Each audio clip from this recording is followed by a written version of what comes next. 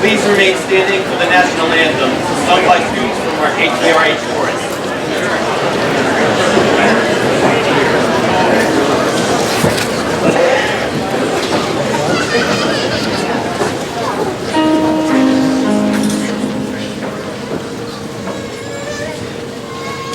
Oh, say, can you see by the dawn's early light what so proudly we hailed at the twilight's last gleaming, whose broad stripes and bright stars through the perilous fight o'er the ramparts we watched were so gallantly streaming, and the rocket's red glares, the bombs bursting in air, gave proof through the night that our flag was still there. Oh, say does that star-spangled banner yet wave o'er the land of the free and the home of the brave?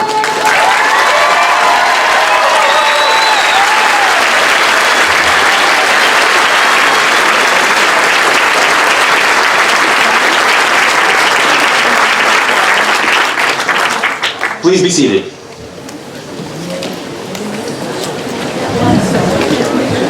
Superintendent Vogel, Assistant Superintendent Carter, members of the Board of Education, teachers and staff, parents, families, and students, welcome to the commencement exercises for the class of 2019 and the 80th graduation exercises for Housatonic Valley Regional High School. Congratulations.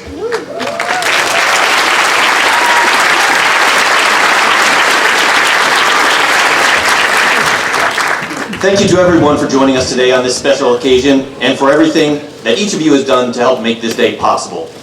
In particular, I need to thank the leadership of the senior class, as well as the class advisors Ann McNeil and Leticia Garcia Tripp, and class presidents Brierly Lloyd and Victor Flores. Their text messages this weekend set in motion the chain of events that led to what you see above you. Not bad, huh?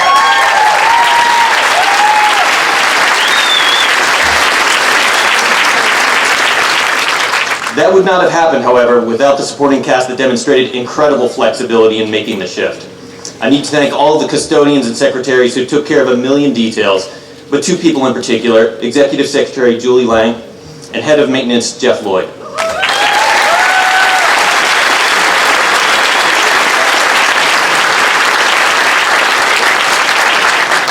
If you're still awake, thank you. High school graduation is truly a once-in-a-lifetime event. We get one shot at this, no retakes, no reassessments, no mulligans, no do-overs. But life in general is not determined by a single event or a test, but by a series of decisions that eventually add up to a story. Years from now, you may find yourself living in a shotgun shack, and you may find yourself in another part of the world, and you may find yourself in a beautiful house, and you may ask yourself, well, how did I get here? They're all looking at me with weird expressions. Everybody else knows what I'm talking about. But whether from the talking heads or your Aunt Jenny, you'll hear all kinds of advice about how to get from one place or avoid another. Some of it proffered by people living in beautiful houses in abject misery, and some of it from people living in abject poverty in beautiful contentedness. I'm not sage enough or arrogant enough to tell you the best way to arrive at either end, but if you slow down long enough and listen to what everyone has to say, there is wisdom enough to get you where you need to go. So instead of another adult telling you what to do with your life, I thought I'd listen to what you had to say to each other as expressed in the quotations that you chose for your yearbook entries. Now, some of this advice is sage, the wisdom of the ages passed on to you, perhaps from your teachers. For instance, speak softly and carry a big stick, you will go far. Knowing his affinity for Teddy Roosevelt, I suspect we can probably trace this one back to Mr. Vermillier's class. I've never been sure quite what the big stick is or how one acquires one, but I've watched some of you in class withhold your opinions until just the right moment when you unleashed a penetrating insight that made more of an impact than someone who talked for the entire class.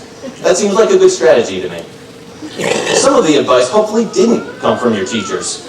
One of you turned to memes for your quotation of, "Every semicolon I've ever used has been a shot in the dark." Nice, Krasowski. I hope that's not true, but to clarify, technically speaking, a semicolon should only be used to separate two independent clauses, which are groups of words that contain a subject and a predicate. Now, predicate, to be precise, is, I can see you glazing over, so just forget it. There's college for that, I guess you haven't gotten it by now. I don't think I knew the exact rules for how to use a semicolon correctly until I was in my late 20s, after I had already corrupted the minds of approximately 1,000 students. But like Bill Murray said, knowledge is like underwear. It's useful to have it, but not necessary to show it off. Thank you, Sean Coyote, for that one, wherever you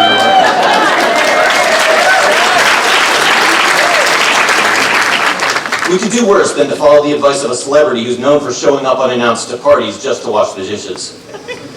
There was a car racing thread among the quotations that, being so close to a world-famous racetrack, I couldn't ignore.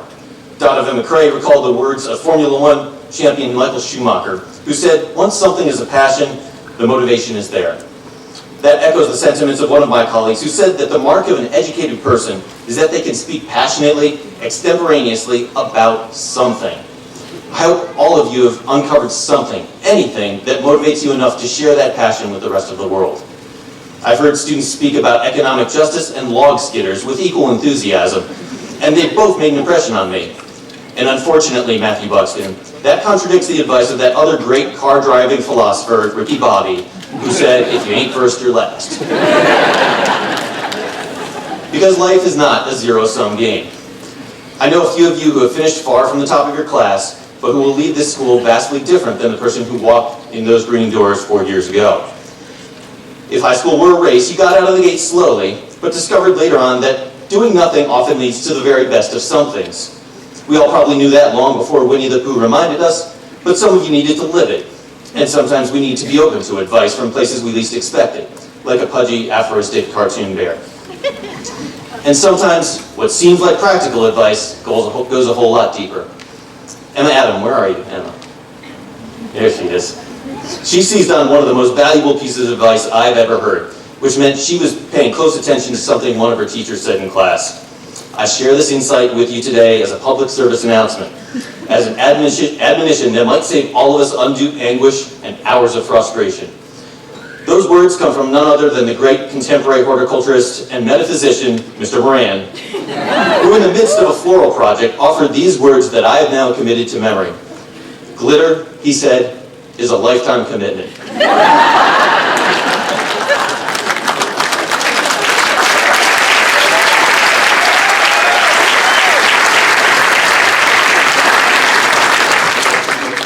With all due respect to Mr. Moran, I don't think he intended anyone to think seriously about that statement, but I did. From that moment on, Emma will never operate a glitter container with the same reckless abandon she once did.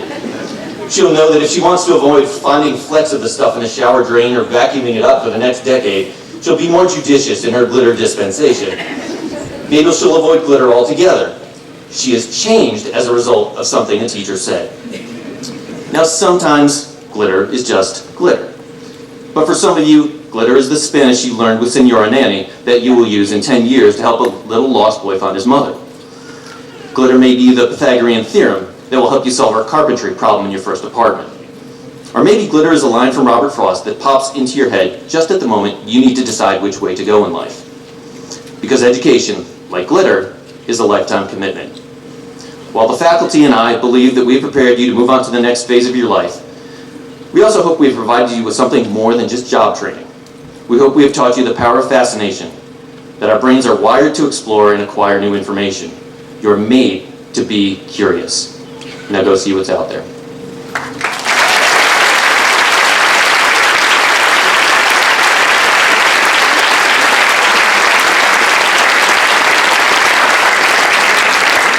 Thank you. At this time, I would like to call to the podium our 2019 Class SAS, Madison Mary Reinhardt.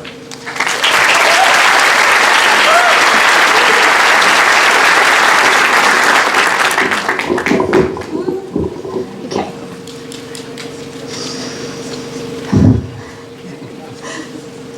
I tried to build a treehouse. Almost every kid wants a treehouse, and I was no exception. I had ridden by with my nose pressed against the fingerprint-blinded car window, the redwoods of California, where they were almost touching heaven, and imagined myself nestled up between their skybound branches. I envied the birds, their carefully balanced castles of twig and straw. Envied the soon-to-be butterflies, their chrysalises hung precariously from an outermost shoot. Saw in the spider's web a utopia of diligent work and silver-lined thread.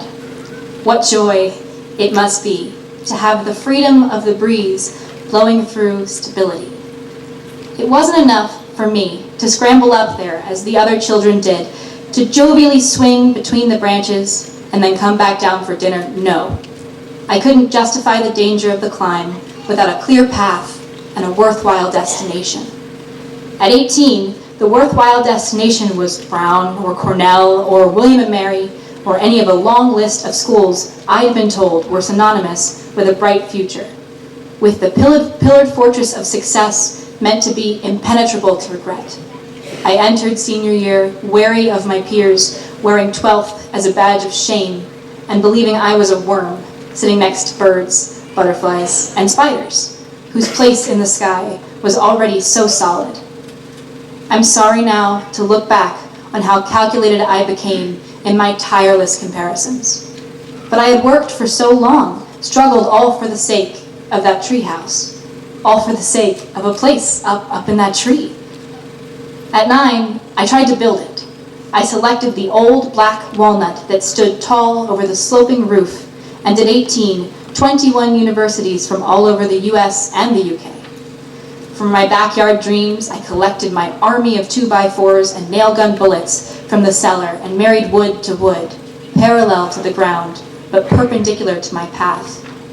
And from my ivory tower dream, my sentences became tools in a common charade, the girl in the mirror idealized and limited to a word count, until I found myself wondering who I was, until I found myself miles from the last fork in the road with a sneaking suspicion I had taken a wrong turn. At 9, my toy hammer was just enough to get the nails halfway into the halfway rotten wood, and soon I was eye level with the 6th rung. At 18, I made paper planes of transcripts and tried to reach the sky. As a child, I carefully placed my first foot and then the second on each rung, braving the climb to build further, and fell from 5 rungs up, my step pulling the ladder from the trunk. As a child, 2 times older, I found myself remembering how it felt to lay among the rotten black walnut fruits in the grass of my backyard as I sat on my bedroom floor, my head in my hands surrounded by 11 rejection letters. What noble naivete there is in dreaming. At 9, I put Band-Aids over my bruised and scraped knees, picked at the splinters for a few days until I'd pulled them all out. The only visible scars of the incident were left as little holes in the tree, a few boards slowly decaying in the rain, and the gaping emptiness only I could see in the palm of the black walnut. At 18, the medicine cabinet was devoid of bandages big enough to cover my wounds. The splinters were too deep to remove, and the scars seemed heavy under my eyes each day, abundant in the mouths of my peers, and sharp enough for my tongue to scratch each listening ear. All this to say, at 9, I tried to build a tree house, when all I really wanted was to find my way to the sky. And at 18, I tried to be someone I'm not, when all I really wanted was to feel good enough as me. In the face of these defeats, how does one move forward? It was important to me to find reasons. It always has been. I've always expected some explanation. The college counselor I beseeched told me that my inconclusive communication of my mental health issues was the clear culprit. Others seemed to think it was a lack of consistent badgering on my part, but most people told me that the college admissions process simply makes no sense. I was lucky enough to have teachers who listened without judgment and with a surplus of compassion, and to have a family that never once doubted my ability. I found no answer to the question of why, but with tragedy, there rarely is a why. The consolation we have is a blind trust in the nature of life to lead us to the path we must take. I don't believe in fate, per se, or divine intervention, but I've learned over the years that when you're going the wrong way, you'll know it. The real question is why we keep picking the wrong way over and over again. Joseph Campbell was a philosopher, as all the best English teachers are, who studied every religion, looking for common principles and drives that inspire mankind. He wrote of the monomyth of the hero, which states that in each religion, myth, or story, a hero finds within themselves the strength to overcome some adversity, whether it be for the sake of themselves or others, and is transformed. In this archetype, he found the methods of perseverance and acceptance that allow the hero to reach the culmination of their journey and communicated them to students, readers, and just about anyone who would listen in the hopes that they would find a way to be a hero themselves. At one point he said, "I don't believe people are looking for the meaning of life as much as they are looking for the feeling of being alive." We spend years trying to mend our pain with futures crafted of every other hero's happy ending. We spend years chasing reasons and purpose in place of a life that needs no explanation. We push ourselves and our youth to make goals now, to pull some meaning out of thin air in order to be content later. We find reasons to survive, to live tomorrow, instead of living today. So, whether you leave here in a cap and gown or a suit or a stroller, you have the capacity to be a hero. You can save your own life, can find big, little triumphs in simply being content. When you're splintered or stained by black walnut fruits or surrounded by rejection, you can put the toy hammer down. You can throw the boards out and brush your knees off. You can pull out your splinters and nurse your wounds. And when you're ready, you can climb the tree. No path is clear, but following contentment is as worthwhile a destination as any. I don't regret what I've done. The many mistakes I've made, every hero takes a wrong turn at least once. Typically, the wrong paths are what help them find the right path. So, in time, when I'm living my meaningful, meaningless life, and I'm asked how I started, I'll say, I tried to build a treehouse. Thank you.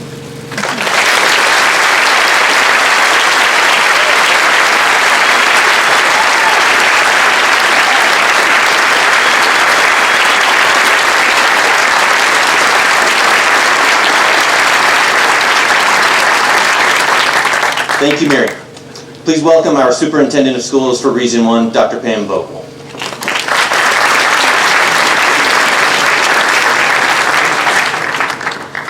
Thank you, Mr. Streever. 80 years here at Housatonic Valley Regional High School. This is our 80th year. So we did a little investigation today to find out 80 years ago, the first graduating class, is there anyone still around? And we found out that Helen Wyke Humiston, who lives in Sharon, is a class of 1939, and to our best knowledge, we think she's the only living person from that class. So I do think we should give her a round of applause and let her know we recognize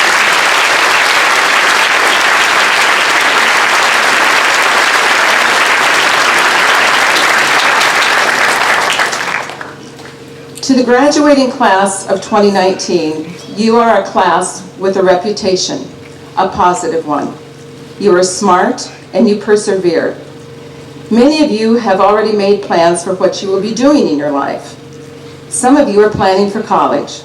Some of you are going a different route. College is not for everyone. Today there are so many avenues that you can take.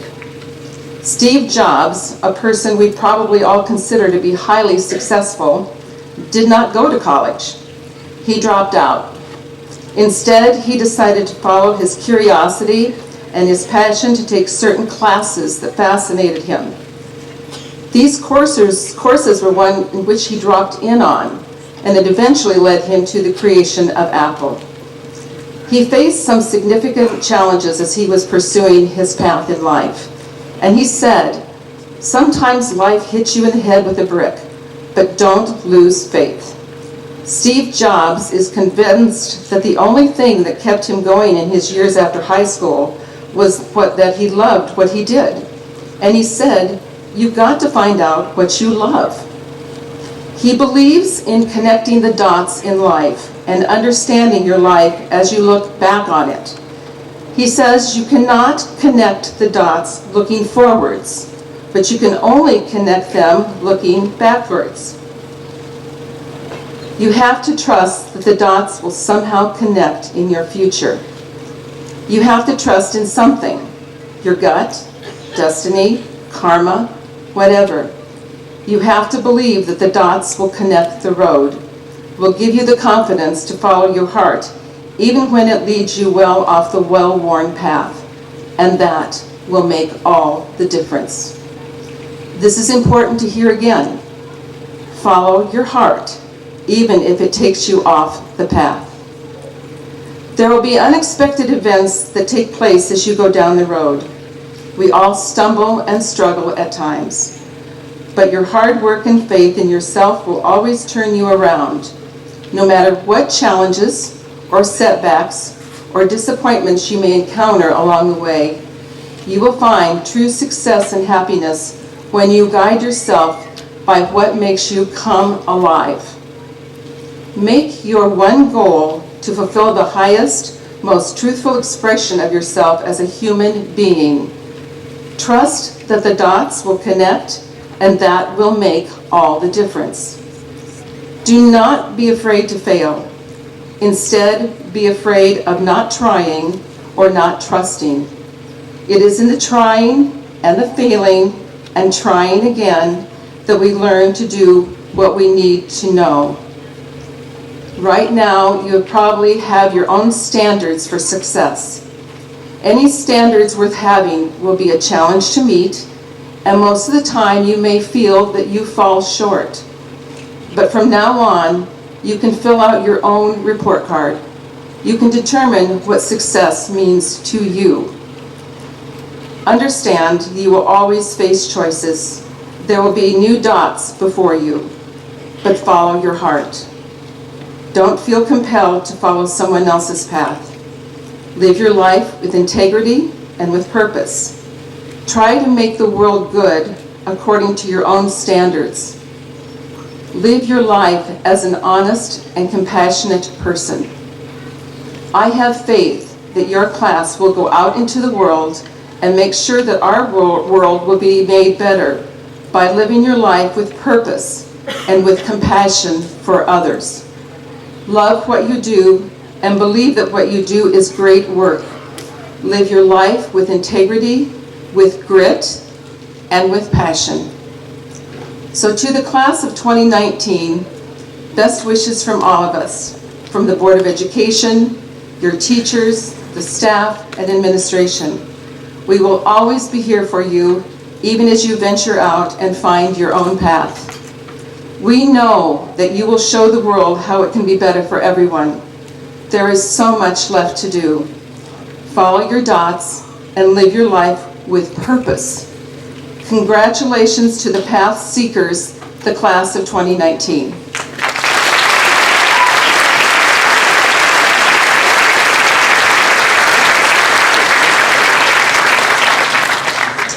Thank you, Dr. Vogel. At this time, I would like to ask the co-president of the class of 2019, Riley Lloyd, to come to the podium for her message to the graduating class.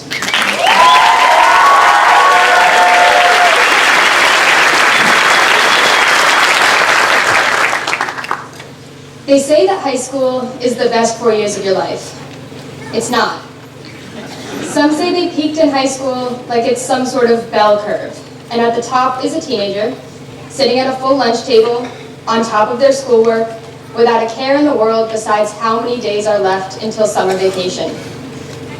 But nobody says the opposite, because that's not a good back in the day story.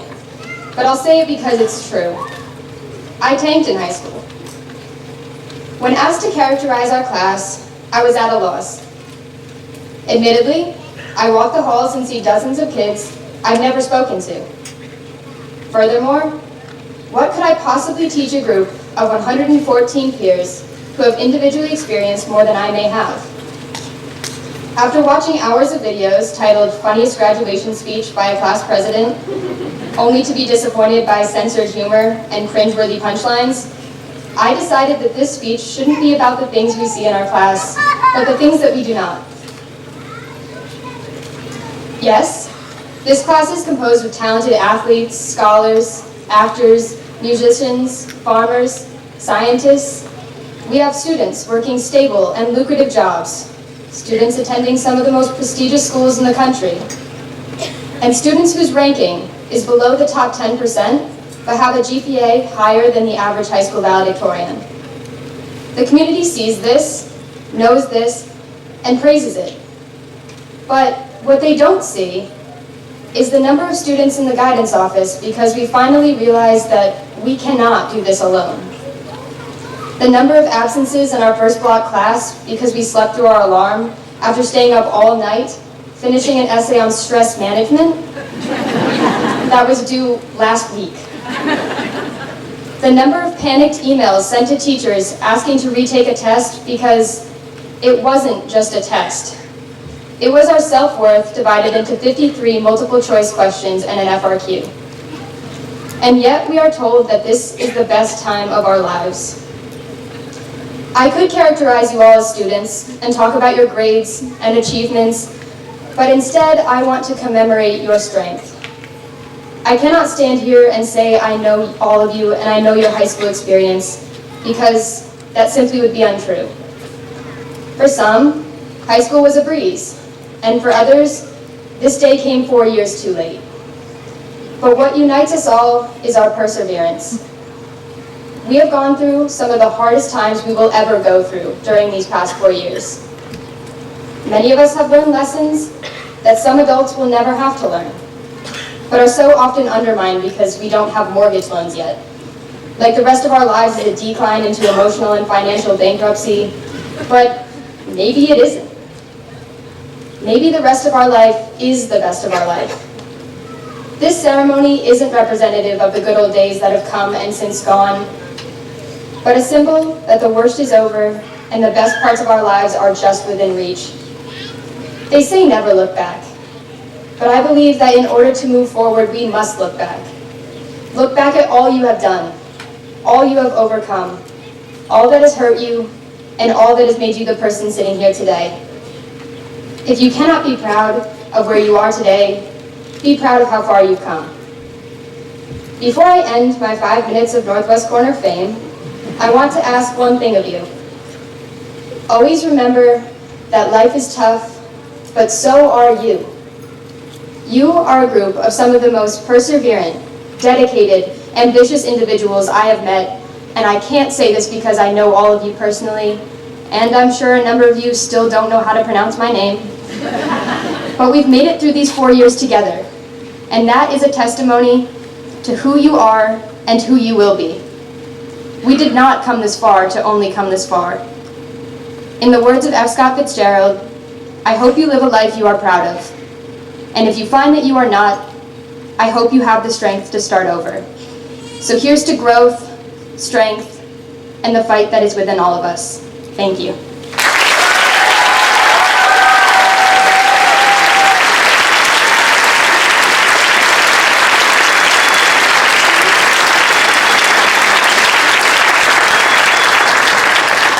Thank you, Briley.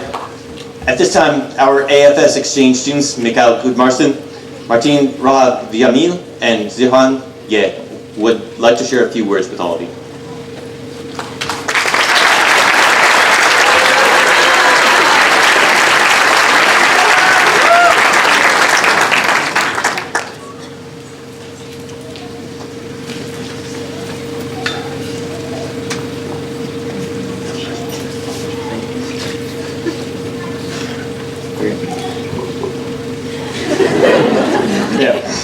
My name is Mikkel Daniel Gudmarsson, and I'm an exchange student in the US from Iceland.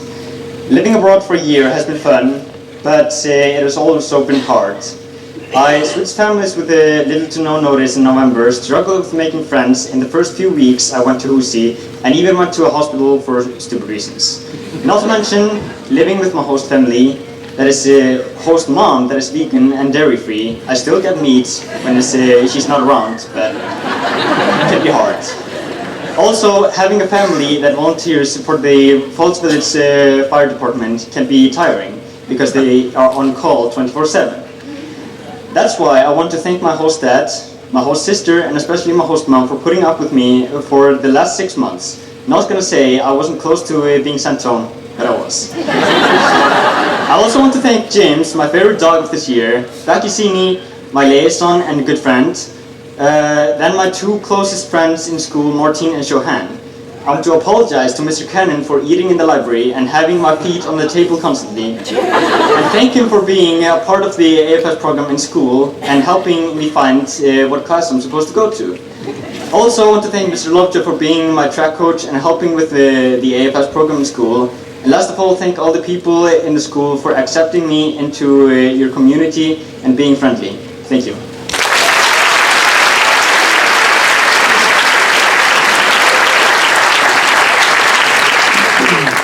Okay.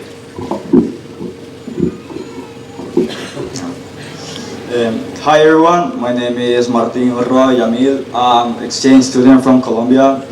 Here we go. Okay. Quote: "Who you are tomorrow begins with what you do today." Team Fargo. I could say that this year was one of the best years of my life. I got to try new things, meet new people, another country, and another culture. Most of this time in the United States was spent in school. I remember my first day of school. It was going to be the best first day of school of my life. It was a field trip to an aquarium, but when we were on the bus, it got cancelled. We ended doing a field trip to Dunkin' Donuts, but actually it wasn't that bad for the first day of school. We tried to go to the aquarium days later, and it got cancelled again. And GT had to postpone it for 6 months later just to be safe. I remember when I was in Colombia, my father asked me if I wanted to go on an exchange program to the United States. In that moment, I thought he was joking. There were only 6 months until graduation, but then I realized that my father wasn't joking at all. It was a very hard decision to make, because if I wanted to come here, I wasn't going to be able to graduate with my friends. They were my friends since I was in 5th grade, and not only that, it was 10 months in another country, another country that I hadn't been in before, another school where I didn't know anyone, another language, another family that I was going to live with for 10 months, and I didn't know how they were going to be. But then I stopped thinking about it and realized how many people are able to do this kind of thing, and you already know what was the answer. And the answer is the reason I'm here. I don't regret saying yes at all, even though I sprained my ankle the I sprained my ankle the third day in the United States, trying to dunk a basketball, jumping from a wall. And that's how I missed all the soccer season. That was more painful than spraining my ankle. And also I stabbed myself skiing with a broken pole. I cut my tendon doing that, but I still can't move my hand, so that's good. I wouldn't be here without my host family. They support me all the time. I couldn't have asked for a better family. It's incredible how you can be part of another family in such a small time. I feel like I was here a long time ago. It was a perfect fit, and they are also the reason I gained 22 pounds. But it's okay. I also want to thank the school for supporting AFS and accepting people around the world every year. And all the teachers I had, I thank them for having me in their class. My counselor, Ms. McLeod, for the patience and guidance she gave to me. In conclusion, thank you all. It was an awesome experience, and maybe I'll see you when I come back.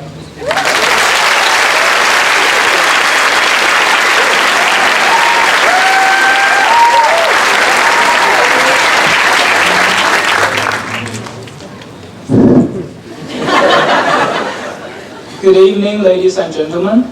I'm Zhaohan from China and one of the AFS students this year. Now I stand here with two things to share. First is I haven't died from gun accident yet, because that's basically what I heard about America every day in China. Second is this year has changed my life forever. Now, after 10 months of living here, I consider myself half Chinese and half American.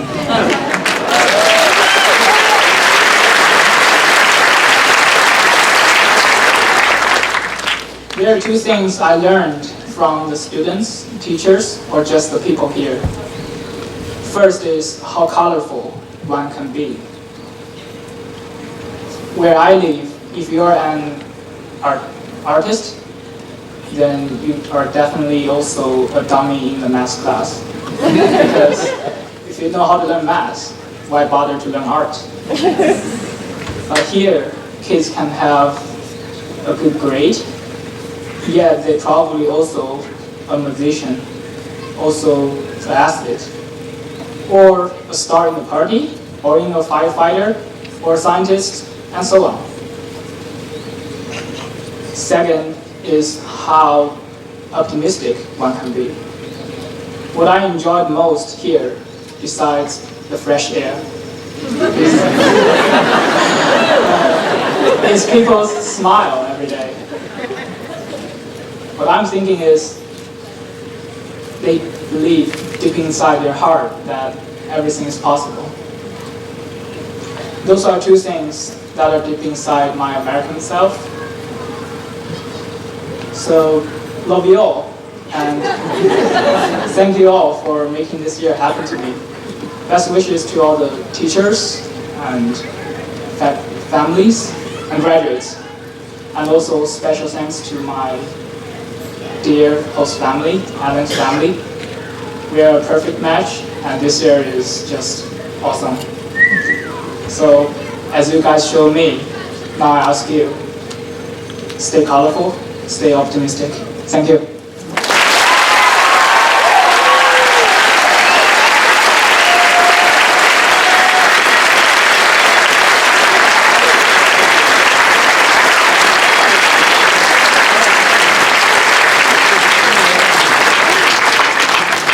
Thank you, gentlemen. AFS is a wonderful program. If you're interested in hosting a student, please see Mr. Cannon, who's currently operating the camera there.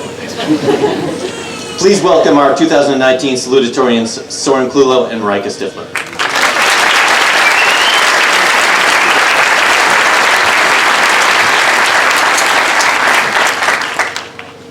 Good evening. It is an honor to stand before you all tonight and address this community. My remarks tonight are solely representative of my own experiences. They strive to honor both the truth of my high school years and my sense of obligation to deliver a message that is at least somewhat uplifting or inspiring. So, let's begin. It was the first day of gym class my freshman year, and I was escorted to a closet in the corner of the gymnasium. Typically, it's used as the physical trainer's winter office, but people don't really like to be in there. There was old athletic equipment stashed in the corner, and a palpable layer of dust on most surfaces. I had asked for a gender-neutral changing area to protect my safety and privacy. Instead, I had to literally come out of the closet every time I had gym class. As a queer and transgender person, the accommodations of the closet were ironic and honestly pretty funny symbolically. This proposition that I would change here every day in a dark and grimy place was also deeply disturbing. I stayed in gym class for 3 days and subsequently fulfilled my credits independently. Funnily enough, no gesture was made to reintroduce me into PE, even after all the locker rooms were renovated. Granted, it's not like I would have loved being back in gym class, but at least I would have been treated like any other student. I would have been able to laugh over jokes about golf freshman year or self-defense class. When I began to ponder what message I wanted to deliver tonight, I had a couple pretty good ideas. However, it felt disingenuous to stand here moralizing my high school experience without providing some context. This story I just shared with you about having to literally come out of the closet is only one of many events that defined my experience of high school. I haven't gone more than 2 weeks without an incident like the locker room one. Sometimes it was small, like someone calling me a slur behind my back in the hallway, or a teacher addressing me improperly. Other times, it was something big, like not drinking water because I didn't know when I would next be able to use the bathroom safely, or even have a bathroom to use. These situations were inescapable. I spent more time in high school worrying about my safety and advocating for basic respect than I did doing my schoolwork. For several years, I lived in perpetual fear, especially because the decisions made by the school had a direct impact on my physical and emotional well-being. I didn't have any control. If I could have $1 for the number of times someone has told me that it gets better someday, or that I should just toughen up, I would be rich. Yet, for 3 years of high school, I just toughened up. It was painful because it limited my vision of my future, and I didn't see what was ahead of me. So, this year I took a different approach. I tried to be as radically vulnerable as I could be. I signed myself up to be taken out of my comfort zone. I tried to sit with people at lunch, at least a couple times a week, which was fairly social for me. I prioritized socializing during some of my study halls. I lip-synced to Ariana Grande in front of an audience. And I danced unapologetically at a school dance. I enjoyed my senior year here as much as I could. I did not back away from being myself. I was authentic as I could be, not just in my expression of my gender, like I have been for the 4 years after coming out as trans, but as a whole person. I realized how important it was to recognize that I am more than just a trans person. I am a sibling, a student, a musician, an advocate, an intellectual. Throughout this year, I was still fearful for my safety and dealt with more than my fair share of ignorance. It required very conscious decisions to, in spite of these fears, let my guard down in front of people that I normally would not have. I'm here tonight to talk to all those people who believe that toughening up is the solution, or those who have been told that being guarded is their only option. I am here to talk to anyone who lives encumbered by a fear of being wholly genuine and authentic. I am here to testify to the strength in vulnerability and to declare that there is nothing tough about putting up a front. Being vulnerable as a full person, and not just about one aspect of my identity, took more courage than I ever could have anticipated. It required fighting fear instead of trying to ignore it. Before this year, I was waiting until I found a place that would embrace me and comfort me, thinking that only then could I be truly vulnerable with other people. But no community, not one that's painfully inclusive, nor one where everyone is similar to you, nor one where you are close with people. No community is ever going to be perfect for you. This one has certainly been less than imperfect for me. In every place, being vulnerable is going to take courage. As we leave this ceremony tonight and go off to work, or college, or military service, or for the adults here, just back to your lives, I ask you to think about what scares you, not momentarily, but perpetually. Then, be courageous. Thank you.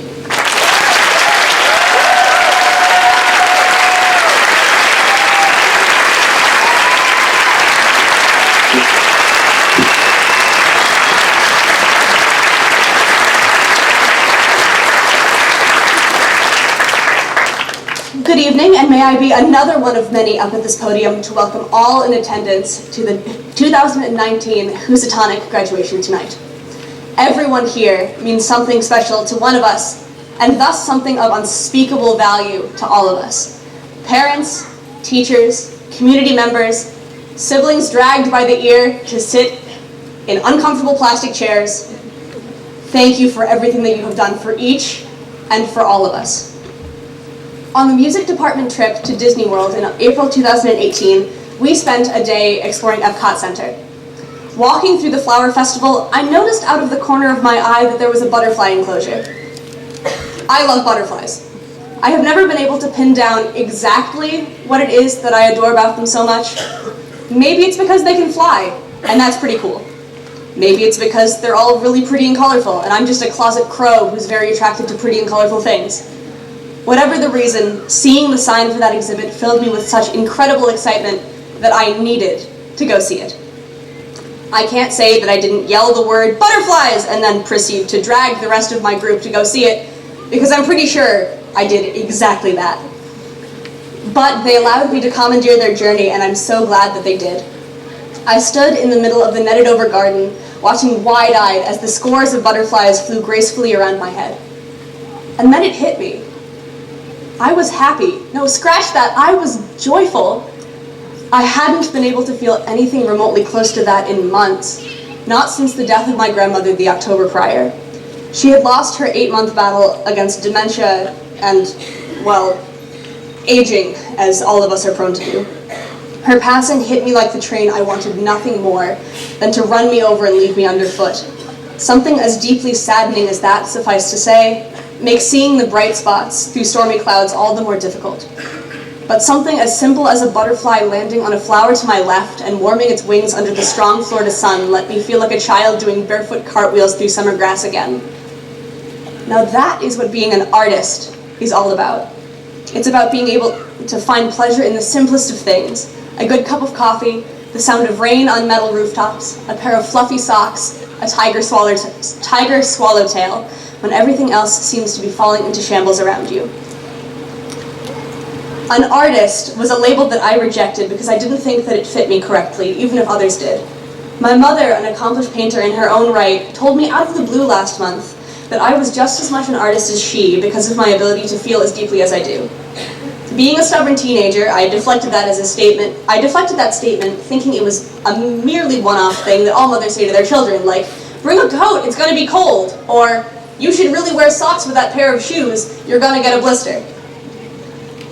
As I stand here and look out at all of my classmates sitting before me, before all of us this evening, I have realized that she was right, as per usual.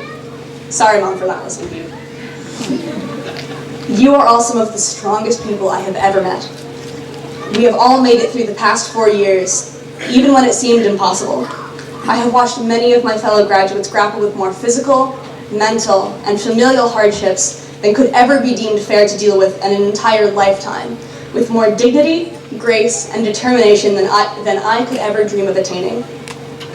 This may not mean much, but I am so incredibly proud of all of you, for everything you have accomplished, and for how much you have grown with and around me.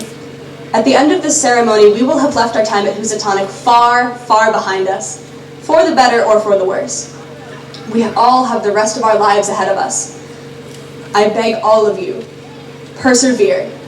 Life happens to all of us and often throws as many hurricanes as rainbows at us, and there's not much we can do to stop them. But that does not mean we are destined to live the rest of our lives waiting for the next bombshell to hit. Politician M. Kathleen Casey said, "Pain is inevitable, suffering is optional." Leaving high school, many of us are opening ourselves up to homesickness, potential loss of friends, and not knowing where flipping the next page in our life's work will lead us, all of which are stressful and potentially heart-wrenching. There is nothing that can be really done to avoid this, but there is something that we can all do to mitigate its effects on us. Reach out. Reach out to the people sitting next to you, weeks, months, years into the future. I hope that I can speak for a majority of us by saying that we, the Housatonic class of 2019, will be there for any classmate that needs a shoulder to lean on. We got through high school by banding together, and I don't see that changing anytime soon. And if there's one thing that you take away from my standing here talking to you tonight, let it be this: don't forget the butterflies. Thank you.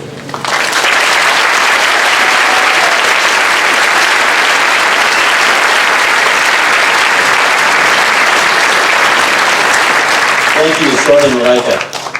Our commencement speakers this year need no introduction, but it is my honor to introduce the soon-to-be retired mavens of our agricultural education department, Karen Davenport and Mark Pruitt.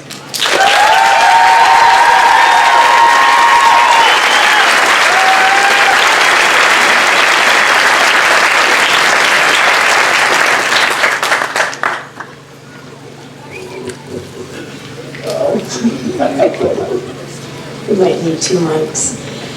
Congratulations, seniors. Give yourself a big round of applause.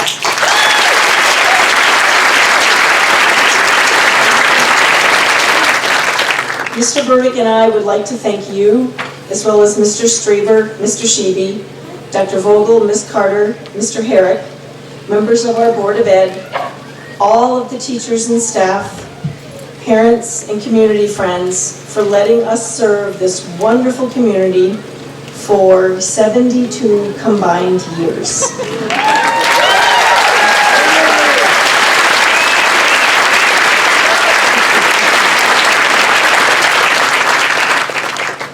Mark, thank you for your extraordinary otter qualities. I will never see something about it. I will never be able to thank you enough for being my professional spouse. Very special thanks go to my husband, Jim, who has supported, encouraged, and assisted me in my tenure as an Ag Ed teacher. Your generosity of time, equipment, and expertise has synergized my teaching daily. And you are here on time. You are my true love. A special thanks go to Sarah Jack, Renee Boardman, Mr. Dave Moran, and of course this wonderful woman standing next to me, Mrs. Davenport, for the energy and the synergy that makes our Ag Education Department successful and a fun place to be.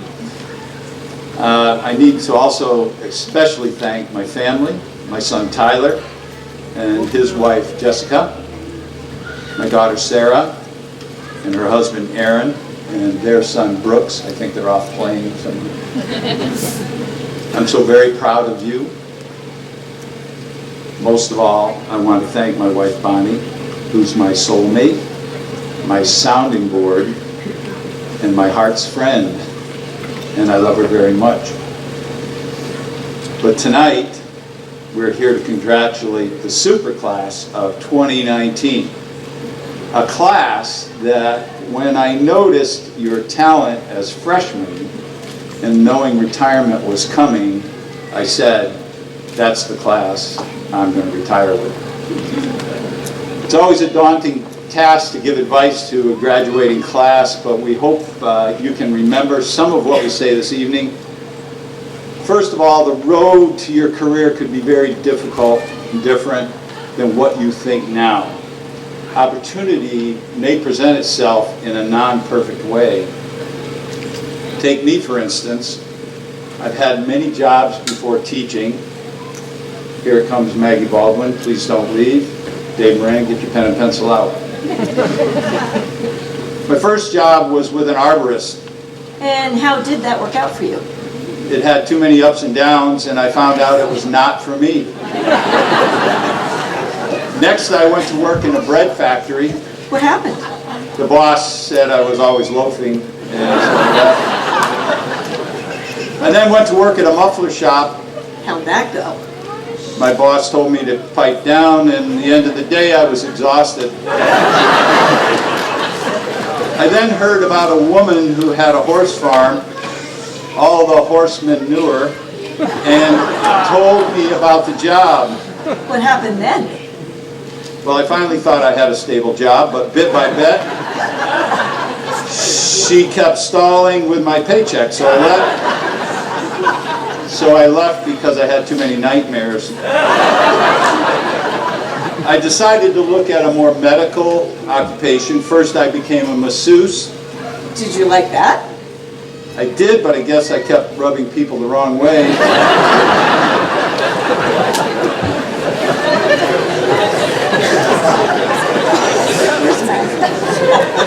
Still there, Maggie? I went to work at an eyeglass factory. How did that go? It really went well for a while, but one day I got caught in a lens grinder and made a spectacle of myself.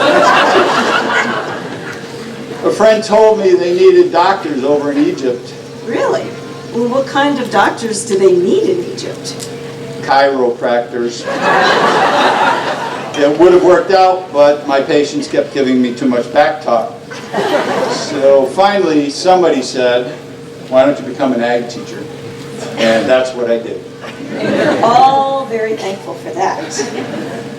So my point of all this nonsense is, you may have to try many things before you find your passion.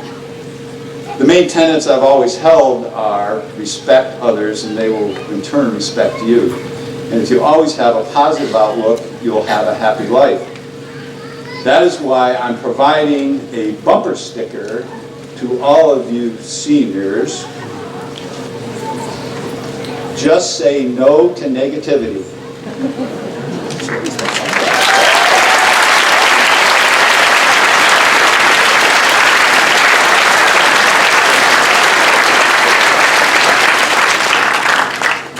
When you hear negativity, just say no. Thank you, Mr. Crispina, for helping me with these. And I'm going to put them over there with the diplomas. Just please take one when you get your diploma.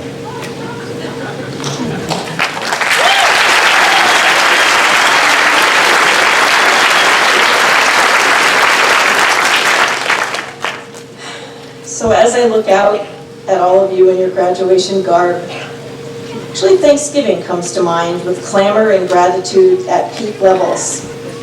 Now, close your eyes and imagine yourself and your high school family seated together in such a fashion at an exquisite and rather large table built by Mr. Padoa's class.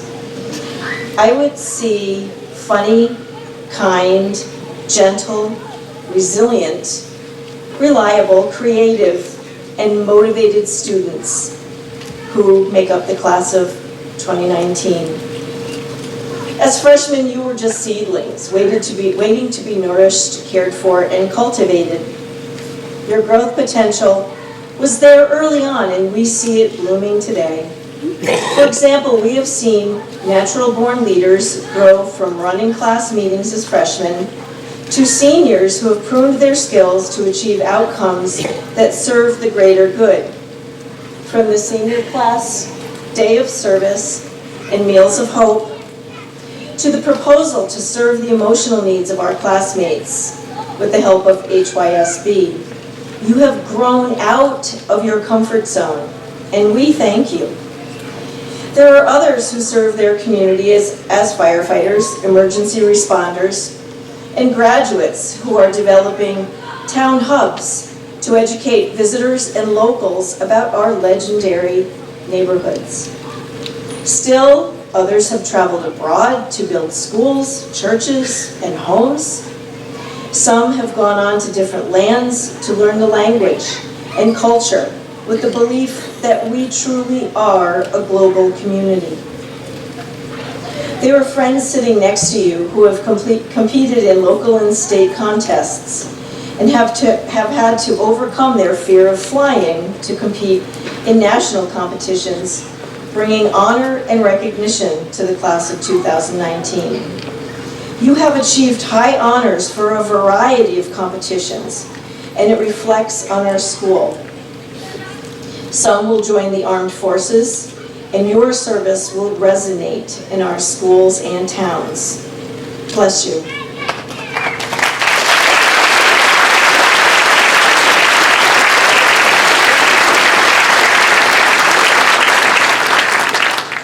You've used your time here to dabble in subjects that interested you and also challenged you. I have heard countless times that a course is so hard, and yet you grow and you bloom in that very same subject when your interest forces you to put your mind to the task at hand. So many of you have overcome challenges on the sports fields, arenas, courts, as well as studios and stages. But it's because you're motivated and dedicated to your gift that you have become the stars of Housatonic. As underclassmen, you may have sold cookies and water at our sports events or candygrams on Valentine's Day. Today, many of you own and operate your own businesses. Look around. Some of you are signed to a record label, have become partners in your family businesses, own and operate landscape and home care businesses, have released your own music on Spotify and other streaming platforms, own dairy enterprises, and follow the dreams you've had to open a floral design shop centered in school. Through guidance from others and your own ambition, you have also become role models for others. Years ago, I visited a student whose mother had graduated from your soon-to-be alma mater, and she said the subject that made the most positive difference in her career today was the most challenging. She actually said that she hated it, in her high school career. And there are students among you who would agree. The dreaded topic, public speaking. Recently, you and your classmates have been interviewing for jobs, scholarships, and college acceptance. One such student was asked by an interview committee, how had she grown from a very quiet, shy little girl in elementary school to the calm and collected speaker that she is today? Her answer? She set a goal as a freshman to improve her public speaking skills. Through her hard work, and maybe yours, she's blossomed into a senior who can communicate clearly and precisely. As Mr. Burdick alluded to the try it, you might like it adage, maybe stay away from the horse manure. There are students in your class who committed the past 4 years of their education here with us. They took the opportunity to follow their passions and come from other school districts to attend Housatonic Valley for specialized instruction. This takes guts, but is rewarded tonight in glory. Some of you have grown and matured through responsibilities thrust upon you, such as taking care of siblings or grandparents, having to work for the betterment of your families, and through really bad situations totally out of your control. Even though, and maybe due to these events, you have become stronger and you have flourished. To quote Maya Angelou, we delight in the beauty of the butterfly, but rarely admit the changes it has gone through to achieve that beauty. Each of us has something very special to share.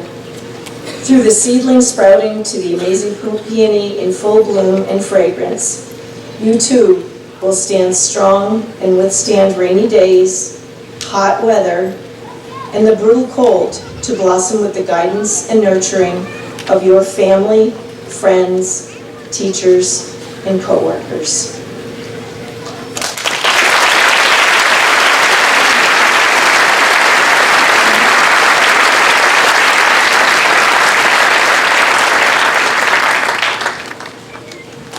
Back in 2004, I had a class of forestry students.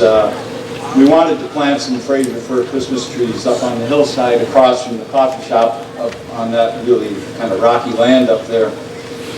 Student Andrew Hoskinson was a senior at the time. He wanted to plow and harrow the area, and I'm so glad he kind of pushed for that. We plowed and harrowed it and the hillside, and then it rained.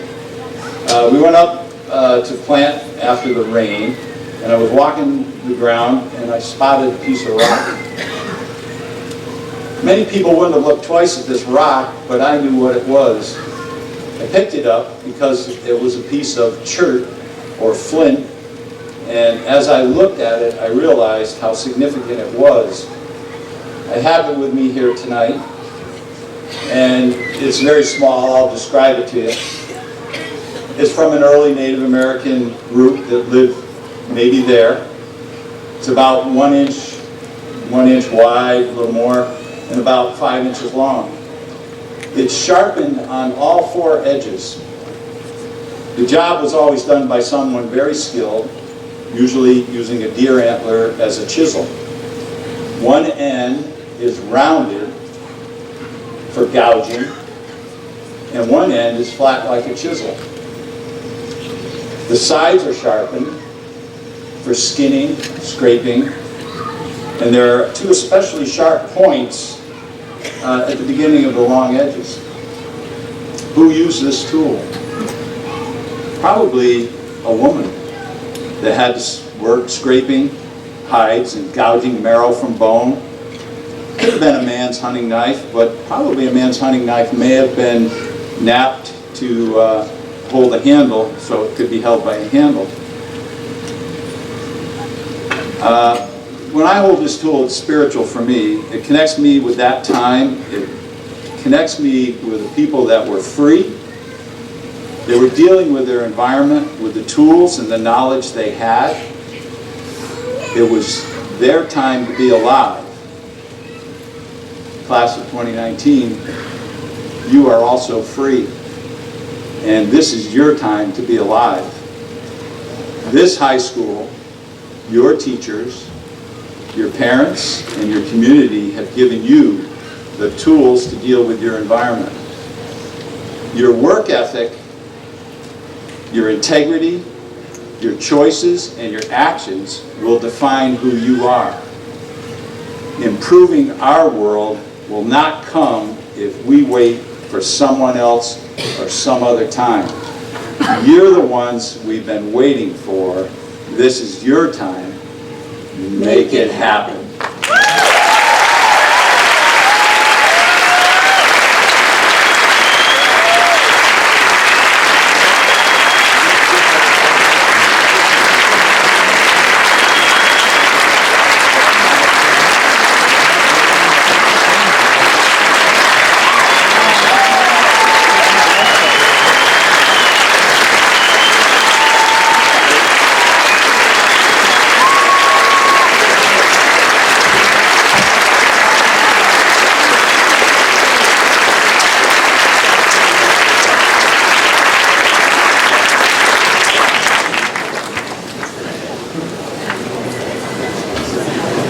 Thank you, Karen and Mark.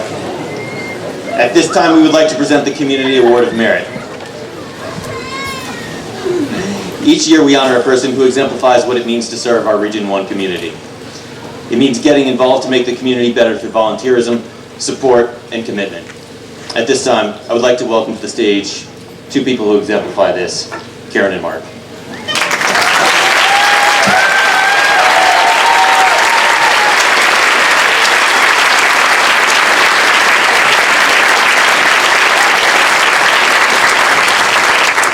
Following education and animal science at the University of Connecticut, Karen Davenport spent a brief stint at Wamogo High School before arriving at Housatonic in the spring of 1984. Since 1987, she has shared her real-world experience with her students from her experience on her own farm, Tollgate Farm in Ancramdale. Jim Davenport, her husband, is a member of Hudson Valley Fresh, a cooperative that provides the highest quality milk in upstate New York. Among a range of courses, Karen has taught small animal care, veterinary science, and a farm-to-table course, through which she has developed long-standing relationships with veterinarians, farmers, and others involved in food sourcing and production in the area. Those relationships have benefited both students and community members and enriched the sense of community throughout the region. Karen's two daughters, Kristen and Laura, followed in her footsteps, with Kristen working on her PhD in microbiology at the University of Utah, and Laura working with agricultural-related clients at a communications firm in Washington, D.C. Housatonic Valley Regional High School is proud to present this Community Award of Merit to Karen Davenport.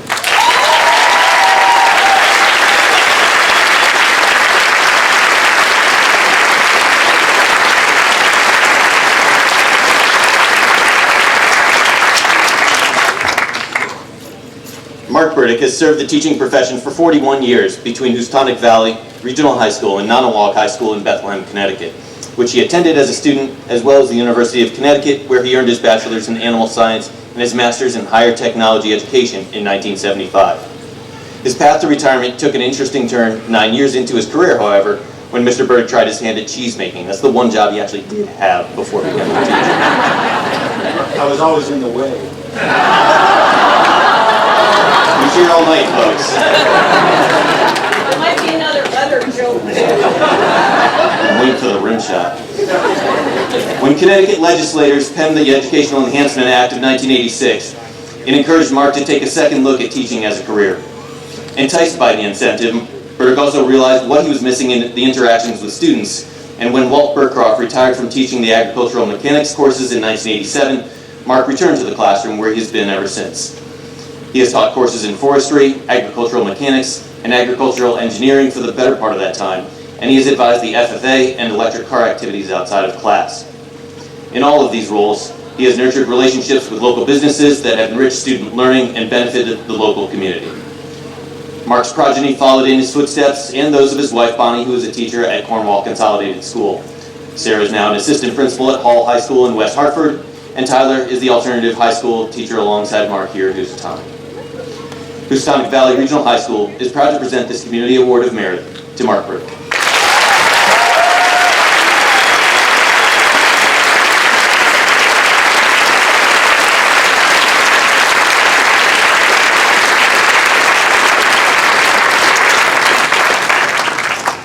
And now, please welcome the class of 2019 valedictorian, Manuela Matudayo.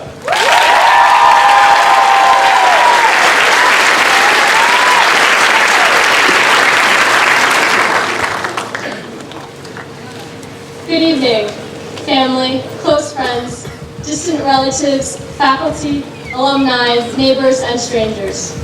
Thank you for supporting us through to the end of our high school career and for coming to join us today to celebrate the beginning of a new stage of life for every single member of the class of 2019. My name is Manuela Mascareta, and I'm honored to speak to you today as your class valedictorian. Imagine yourself at a gym. Headphones on, AirPods in, a sweat towel around your neck, yoga mat half rolled underneath your new Nikes. Your heartbeat is up now. Sweat trickles down your spine as you breathe in and get a whiff of the protein powder smell on your Gymshark dry fit. Your stomach begins to growl, a sign that the gym is probably closing and that it's time for dinner. Still, you try to complete one more rep so that you can consecutively lift that 5-pound weight 11 times instead of the usual 10. That description of the person at the gym is definitely familiar to me. Were you to cast the 5-pound weight aside, and even the whole gym scenario, every student here in this graduating class could still relate to the feeling of trying to finish something. Whether it was finishing or starting a book in English, plowing through Mr. Lazzaro's tedious math labs, completing an hour-long Rosetta Stone core lesson, or drafting one of the 58 politics essays Mr. Lizzie has assigned us. Despite the work assignments here and there that feel like only a force greater than a reassessment form can fix, our class has proven time and time again that we can get work done. It was our class that designed a new senior lounge. It was our class that successfully initiated a trip to Europe. It was our class that donated a brand new scoreboard for the athletic fields. It was our class that led the student committee to finding a new assistant principal. I think we voted quite well.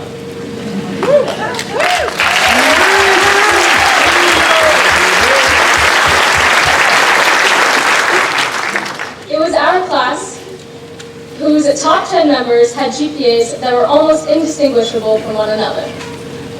It was our class that began a community service day and a mentorship program. And it was the class of 2019 that brought a grill, an outdoor deck table, an umbrella, and 40 hot dogs to the lunch on the Oval. Throughout our 4 years at the high school, our class, led by a variety of class council members, has made significant changes to the school, the surrounding community, and to ourselves. One can only imagine what the potential of our graduating class is and what various achievements each student here will be able to accomplish. Take a moment to reflect on the achievements and changes this class made at Housatonic. It may seem unrealistic that a student body of unmotivated, puberty-surviving, lazy, and endlessly tired teenagers to get that much work done. But the class of 2019, our class, does have motivation. We have the strength to apply ourselves to our decisions. We strive to succeed. And for these reasons, we will be the class that ensures the world's necessary work is done. We will build cleaner homes. We will construct cars from junk. We will run successful farms. We will engineer for new medicine. We will save lives, souls. We will be better moms, better dads.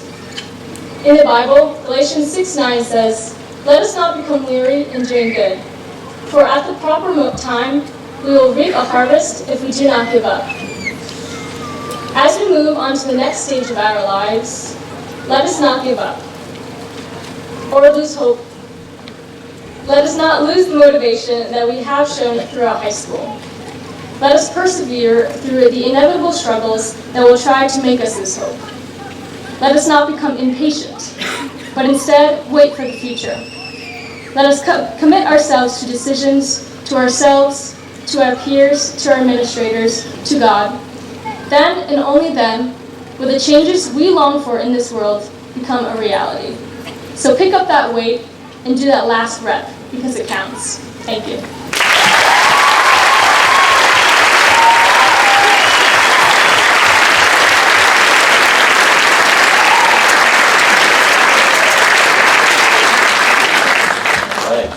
Thank you, Manuela. At this time, we will present the diplomas to the class of 2009.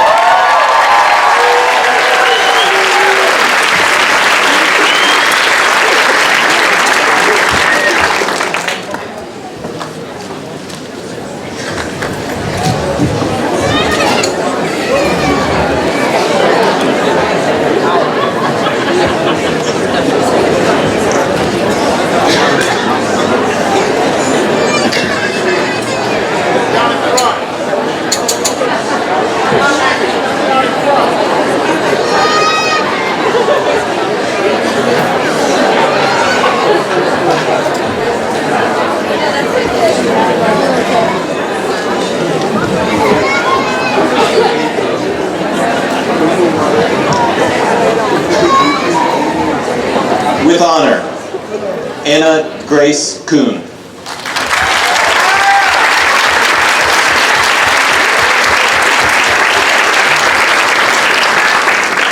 Sophia Catherine Woods.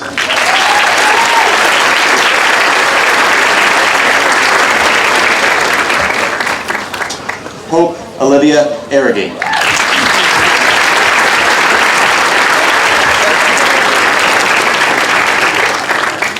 Carly Sue Tiger.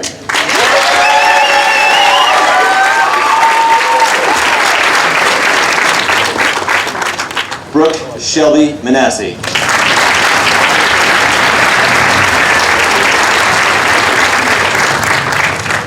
Teresa Faye Ashman.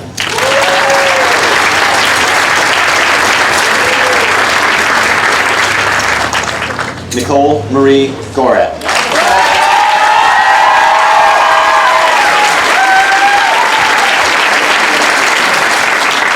Emma Ray Franks.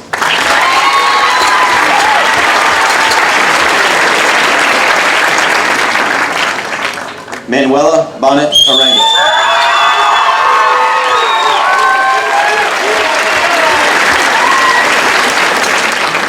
Sarah Brooke Morey.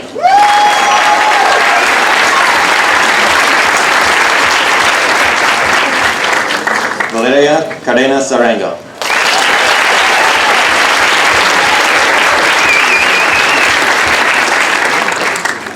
Christina Elizabeth Winburn.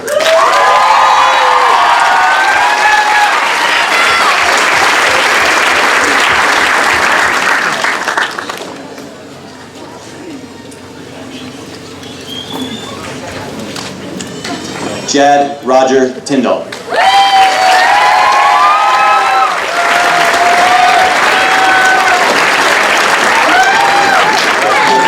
Bryn Alexandra Charte.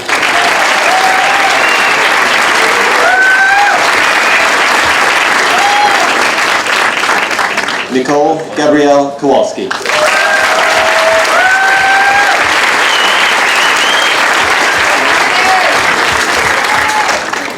Camila Leon Gonzalez.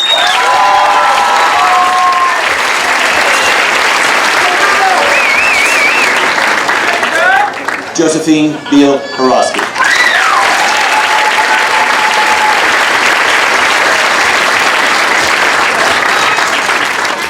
Annabelle Elizabeth Cecilia Kovacs.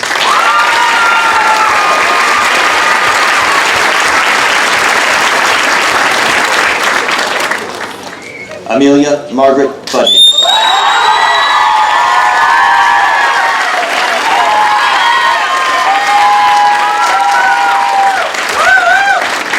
Elizabeth Rose Besmer.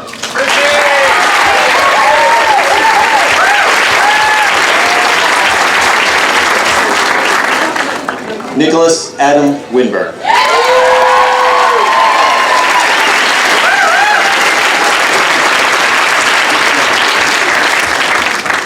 Abigail Elizabeth Dodge.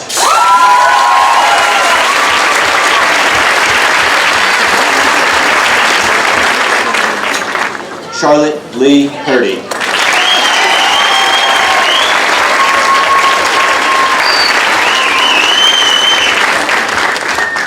Carrie-Ann Linda Callanan.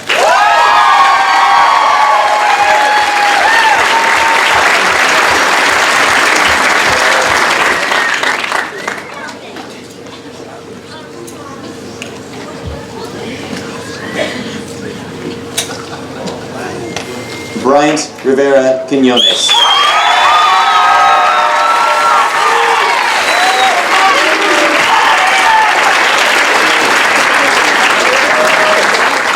Mabel Elizabeth Spencer.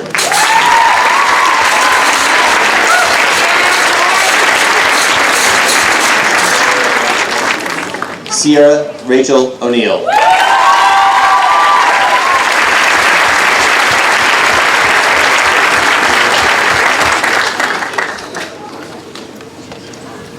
Madison Lynn Simons.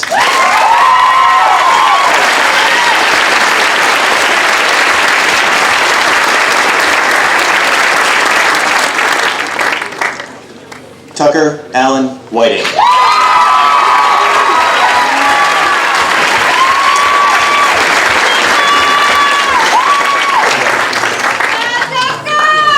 Veronica Elizabeth Humbert.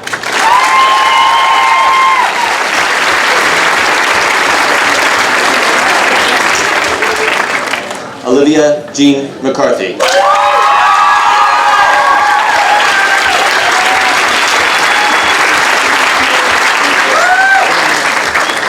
Caitlin Laurel Buckley.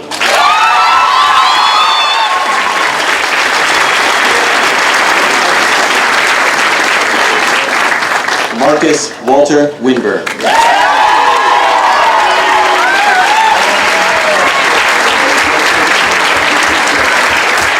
Tiana Jolie Togninali.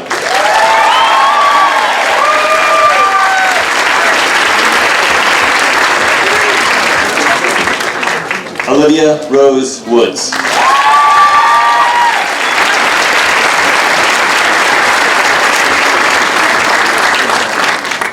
Oscar Orlando Bonnet.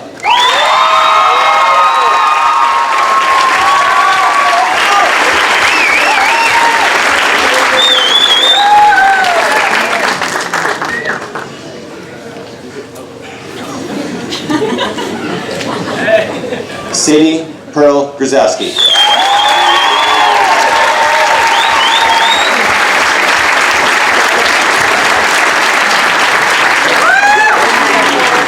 Alexander Dylan Palmer.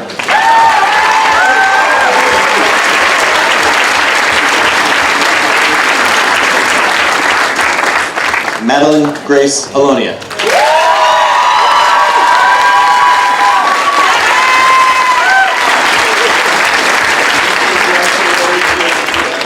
Ryan Elizabeth Duncan.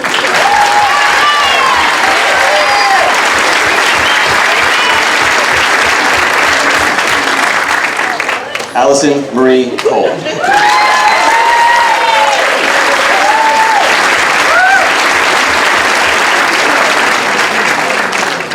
With honor, Mackenzie Rose Hunter.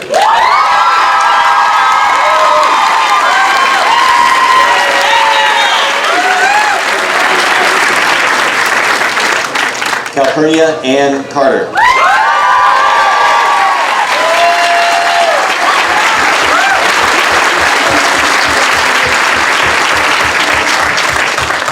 Emma Kathleen Adam.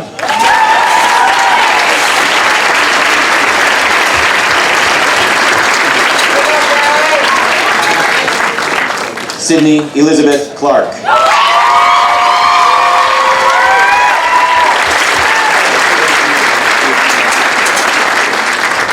Wyatt Russell Wiley.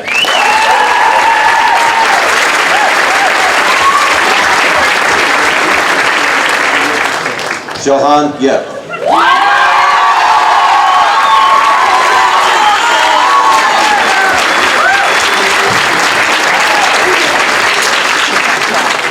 James William McGuire.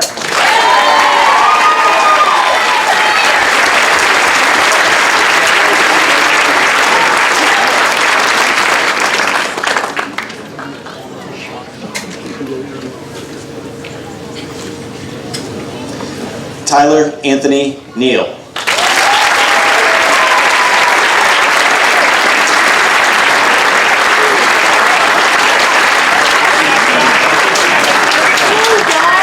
Sean Patrick Coyote.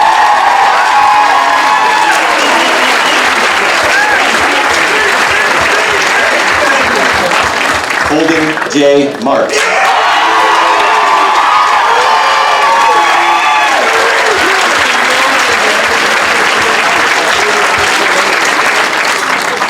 Brandon Zachary Coolbeck.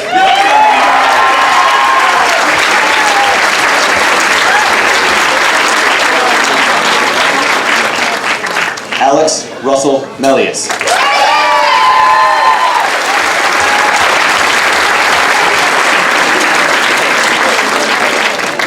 Charles Dylan Kaufman.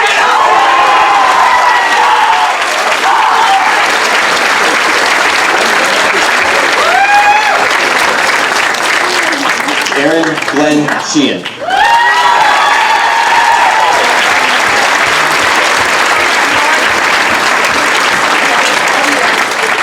Samantha Ann Starr.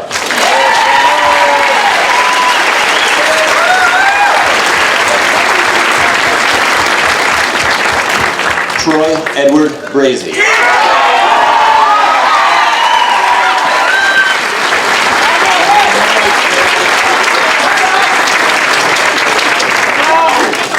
Donovan Lamarck McCrae.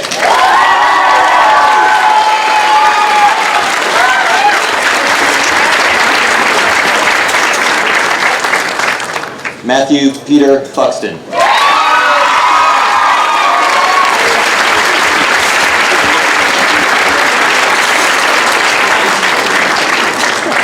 Dean Louis Sicardi.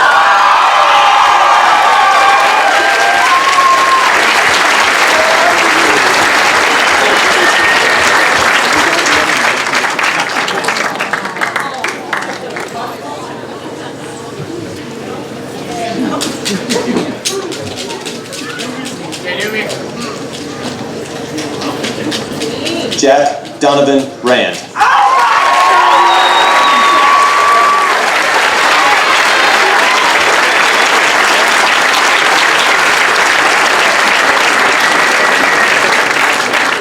Jillian May Hudson.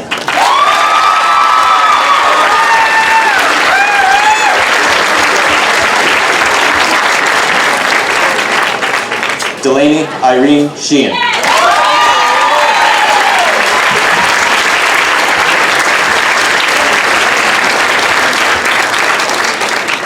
Amelia Jane Lewis.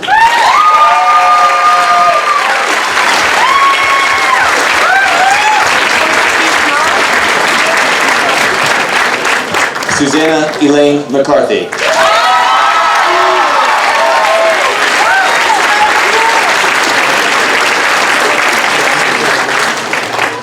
Darian J. Kim.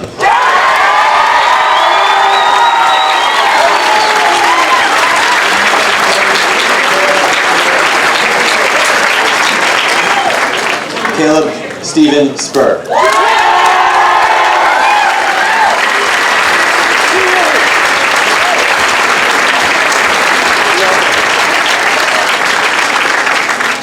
Alyssa Marie Holbeck.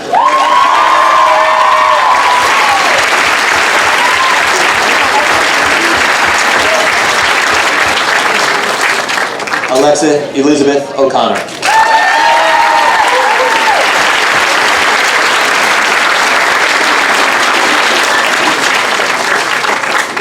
Megan Ashley Foley.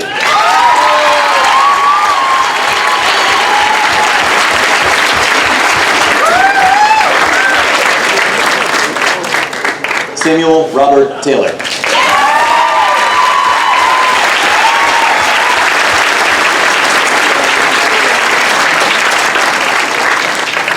Colby Douglas Jackier.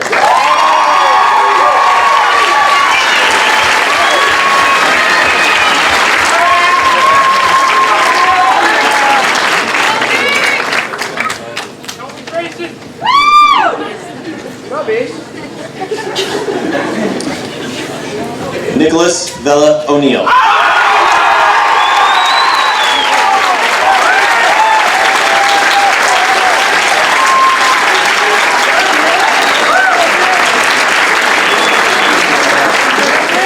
Jack Cornelius McAuliffe.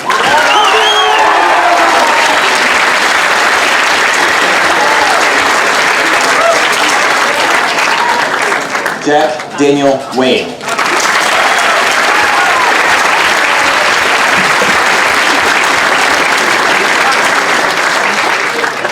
Caroline Emily Hurler.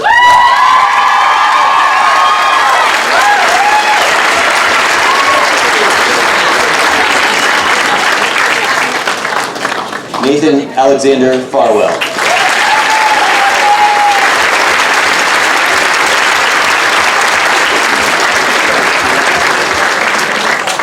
Dylan Wayne Sturka.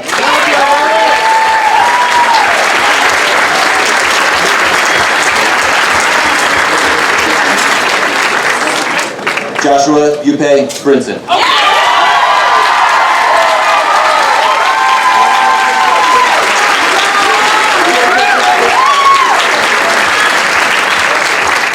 Mikael Daniel Goodmerson.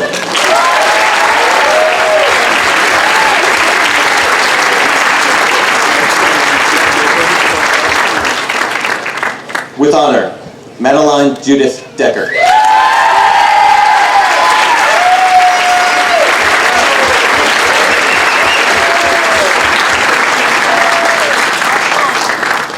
Matthew Mendez Lopes.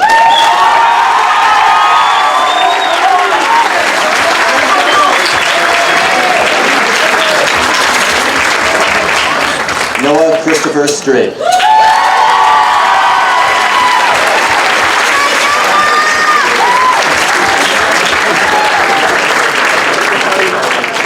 Lusana Maria Munson.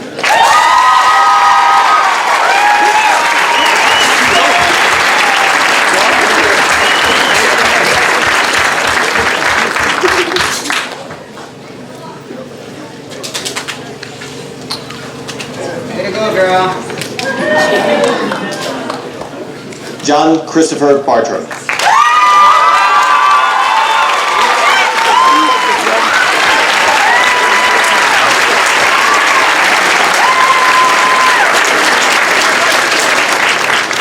Joshua Frederick Shakeshaft.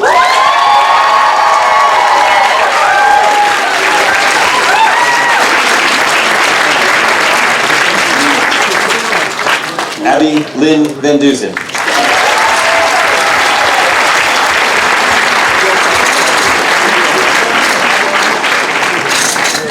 Jason Ryan Lambert.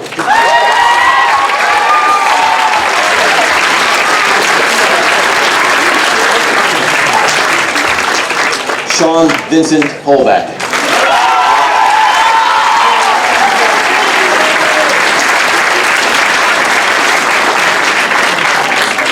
Maggie May Baldwin.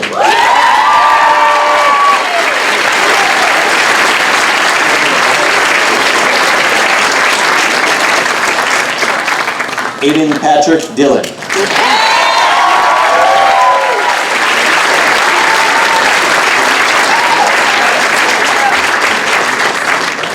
Lancelot Charles Oyanada.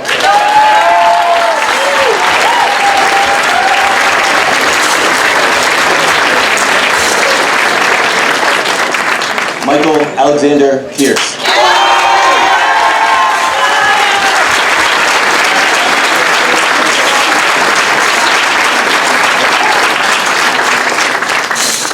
Martin Leonardo Roa Villamil.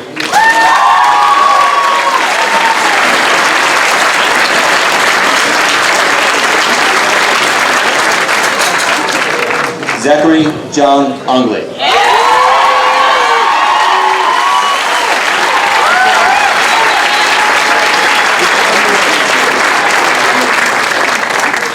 Lillian Dahlia Lake Colbert.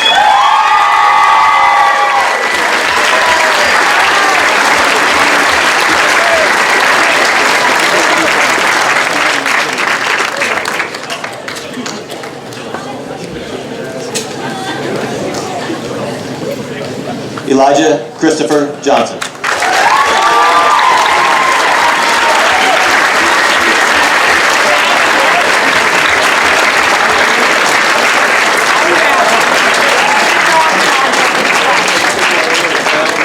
Matthew Weigel Chin.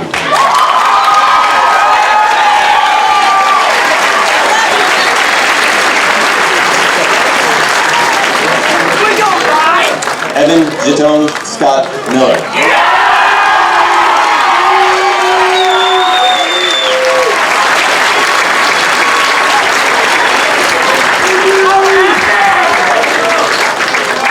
Jameson Robert Russell.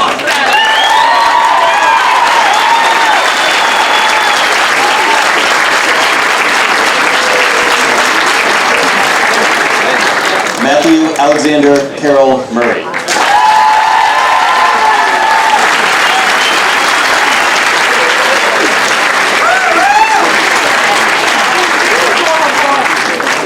Cameron Michael Ackerman Fady.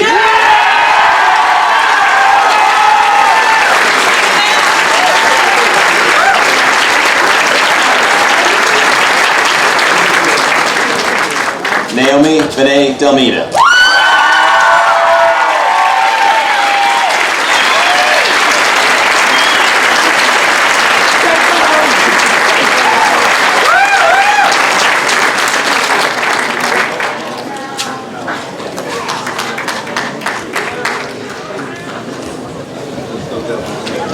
With honor, Madison Leland Reinhardt.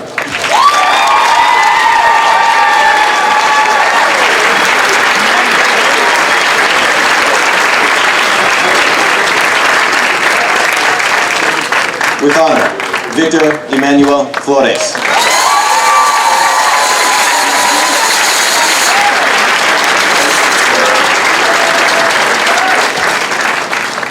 With honor, Briley Ann Lloyd.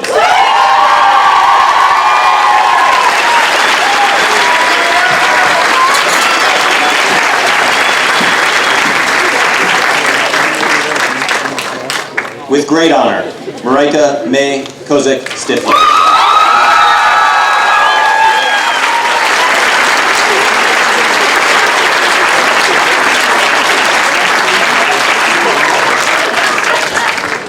With great honor, Soren Hudson Klulo.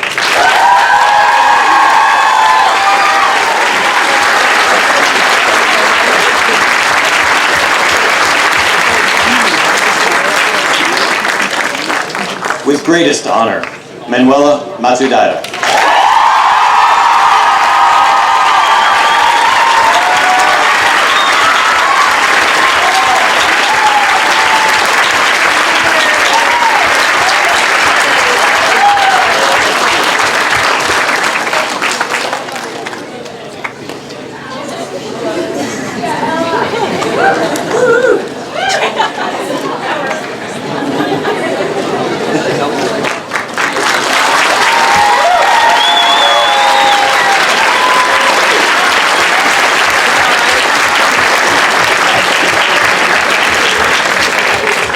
Now I would like to invite Victor Flores, co-president of the class of 2019, to the podium to administer the oath of Athenian youth. Would the class of 2019 rise, please?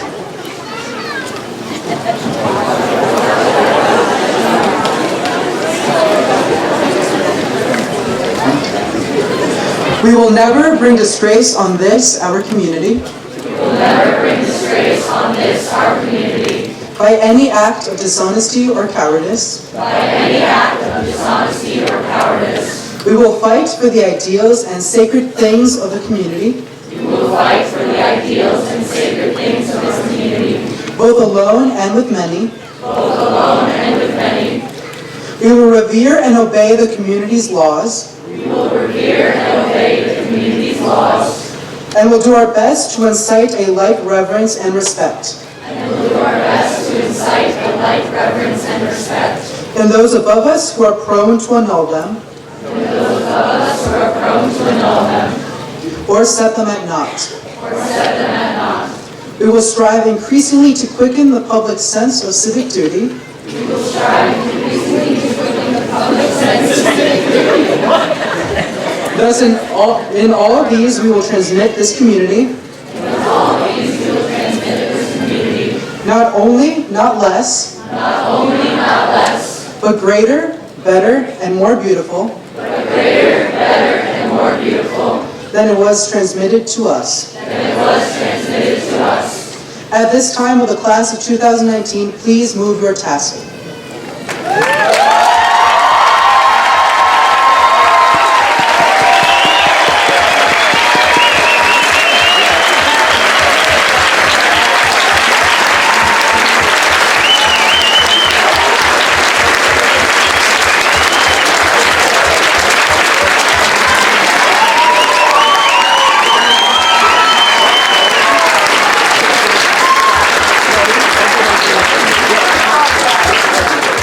Please be seated.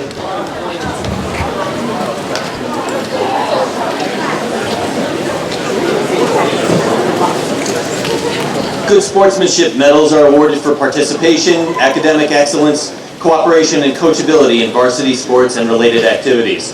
This year, the awards go to Christina Winburn and Caroline Hurlder.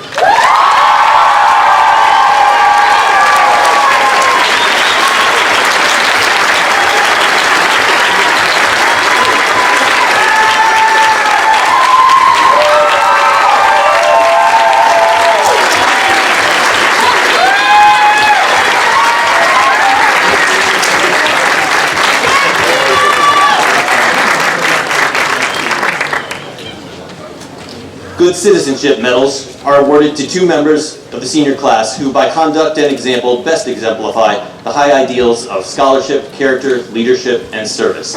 This year, the awards go to Manuela Matsudaira and Dean Sicardi.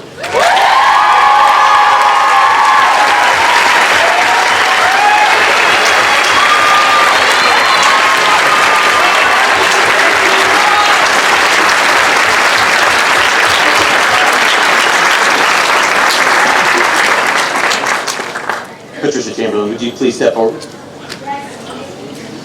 Patricia Chamberlain began her Region 1 career in 1988, serving as principal of the Sharon Center School until 2001.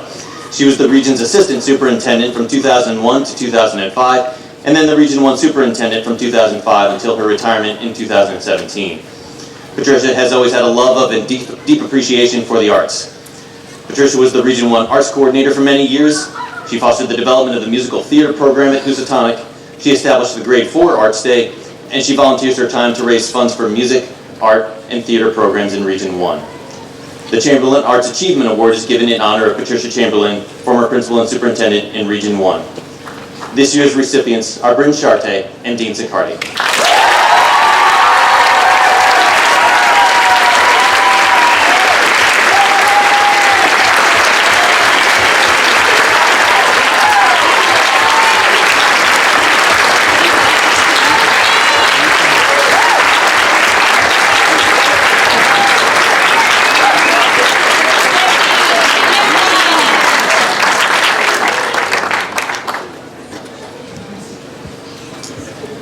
And now, please rise for America the Beautiful.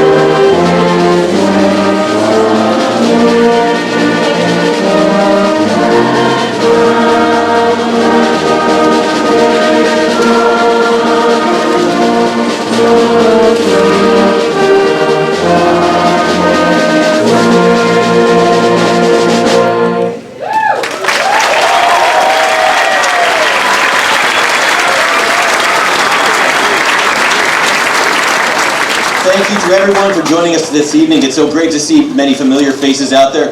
Please join us after the recessional tonight for a reception in our cafeteria. At the end of the recessional, the graduates are going to be given a carnation that they will present to a parent, relative, teacher, friend, or a member of our school community who helped make graduation happen for them. Please join us in the cafeteria for a reception.